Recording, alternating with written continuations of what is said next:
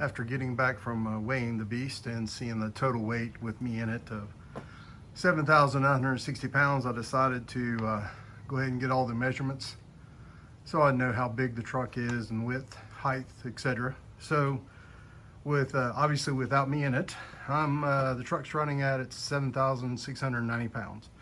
And the height at the top of the antenna there is measuring 84.9 inches. And then the height at the very back, at the top in the center there, is right at 84.5 inches. So that's overall height. The tailgate down, loaded tailgate is 43 inches.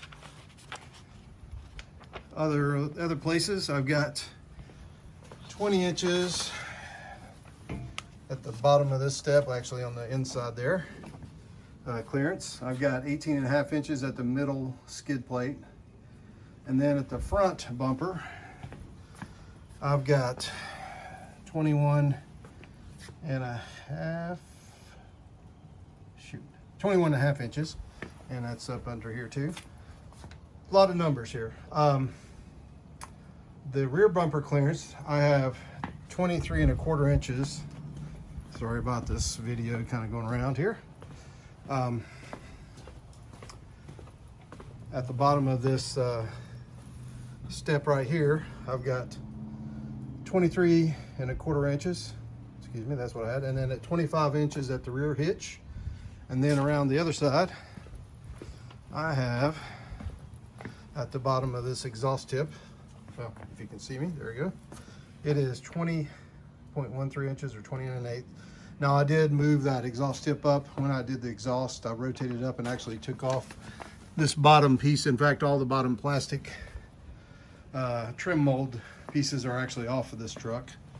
I think it looks a little cleaner without it, and definitely gives you clearance for the tires and for the step and for that muffler to go up, or the exhaust tip to go up at a higher spot.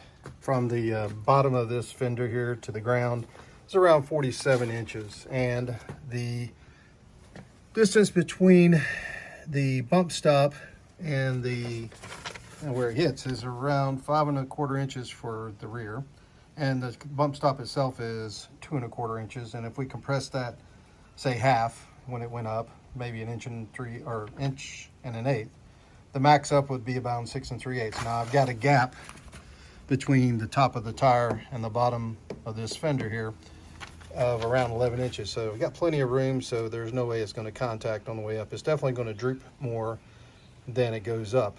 And the overall suspension in the rear stock is around 9 inches of wheel travel. And with the different shocks on here, the new Fox shocks, it will allow 11 inches of wheel travel. So definitely get some more wheel travel and articulation. On the front, from the bottom of this fender down to the ground is around 45 inches.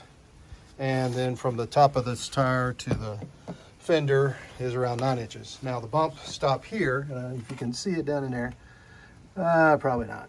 It's in there somewhere. At any rate, it is 4.25 inches gap between where it hits and the bump stop itself. The bump stop is around 2.25 inches tall.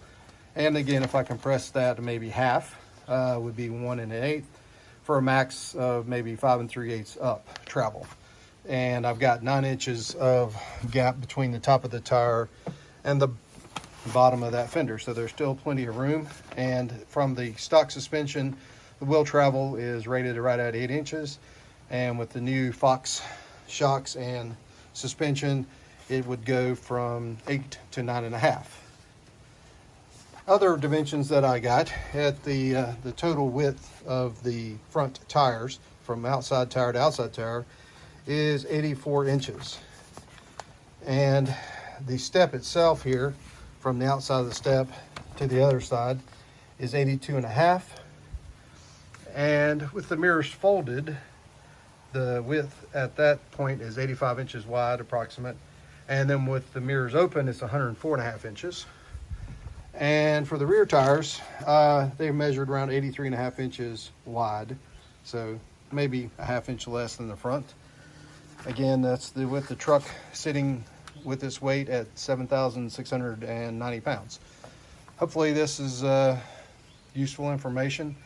At least I like having this kind of information. We'll see when I go down the trails, and I'll have these measurements with me, so I'll know if I have to go through a tight squeeze, I know at least how much room I have.